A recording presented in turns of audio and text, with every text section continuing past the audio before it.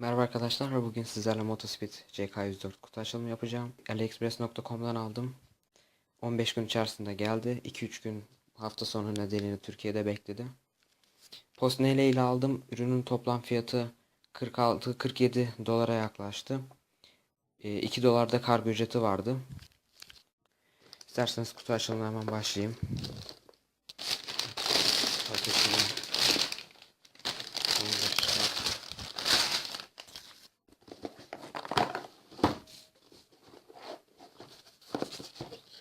Evet, burada ürün hakkında bir şeyler yazıyor Çince.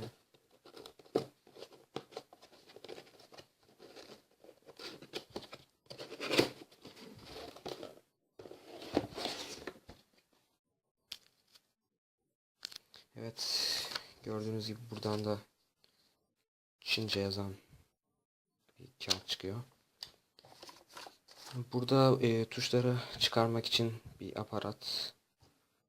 Burada yine sanırım evet kullanma kılavuzu. Türkçe büyük ihtimalle yoktur.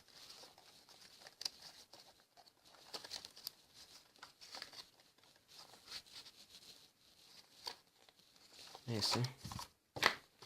Evet, klavyenin kendisi kutuda biraz ezik var ama hani bu süngerler sayesinde bir zarar geleceğini sanmıyorum. Gelmiş olduğunu.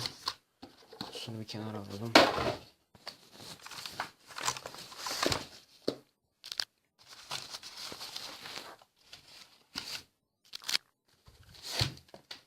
Evet, kablosu biraz kalın gibi. Ucunda da USB portunu korumak için plastik var.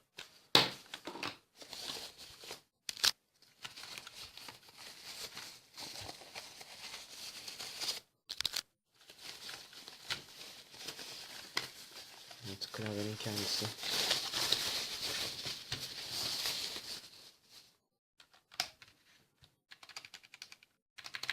Enter tuşu birazcık küçük olmuş.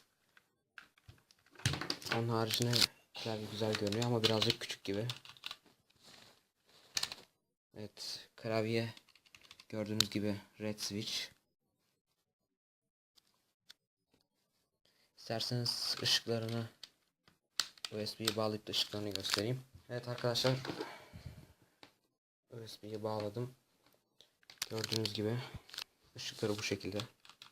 Benim daha önceden şu gördüğünüz gibi dandik klavyeye göre biraz küçük. Evet, burada numlock tuşları var. Tuşun ışıkları var.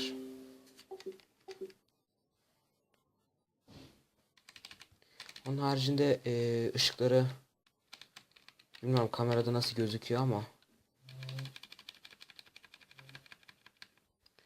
evet, gördüğünüz gibi bu şekilde farklı modları var. FN M1'e basıp da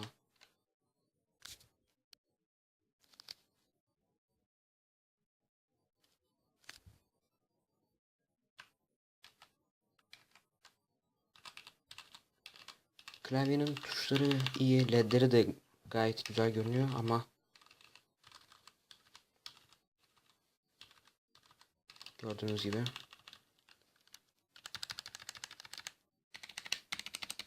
ses testi olsun bu. Fazla ses yapmıyor. Bilmiyorum, Blue Switch'in sesleri daha yüksek diye biliyorum. O yüzden Red Switch aldım. Hissiyatı normal, yani hani fazla herhangi bir abartılacak bir kısmı yok. Farklı bir moda geçeyim.